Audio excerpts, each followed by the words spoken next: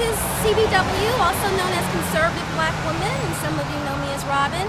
We're here today in front of the United States Institute of Peace at 23rd and Constitution. Hi, this is CBW again. We had to move off of the private property we were told by the guards, but we're here at 23rd and Constitution at the United States Institute of Peace. Here's the line of demarcation, right here. This is New World Order property. This is not quite yet New World Order property.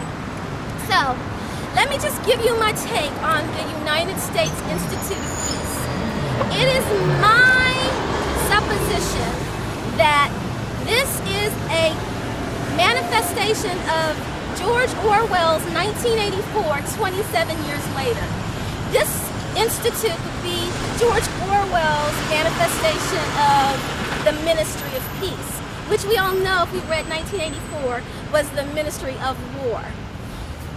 The elites that stand in this building, or that the think tanks behind this idea, are hell-bent on instituting a new world order, meaning that all of the world would come under one umbrella, with the elites, the power elites at the top, and the middle class, or there won't be any middle class, the plebes at the bottom. So in the New World Order, they want one world religion, one world government, and one world currency. And ladies and gentlemen, that is exactly what we're moving towards today. In an Orwellian society, war is peace. See? You understand?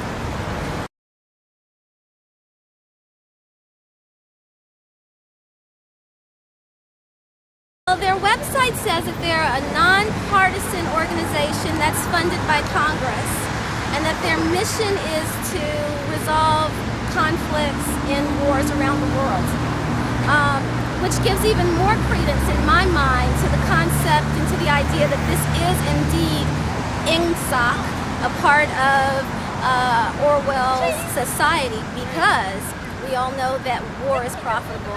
There's a military-industrial complex at play here who are invoking, inciting wars. The United States, the CIA, started the war in Egypt, started the war in Tunisia, and as we know, their beloved black president started the war in Libya. But more on that later.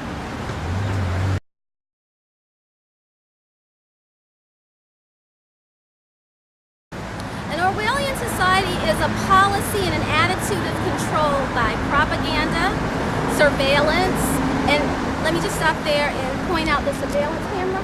Misinformation, denial of the truth, and manipulation of the past. That's what an Orwellian society is, and that's what we are living in today, 27 years after George Orwell's 1984. Well, 27 years after it was prophesied that the society would be this way.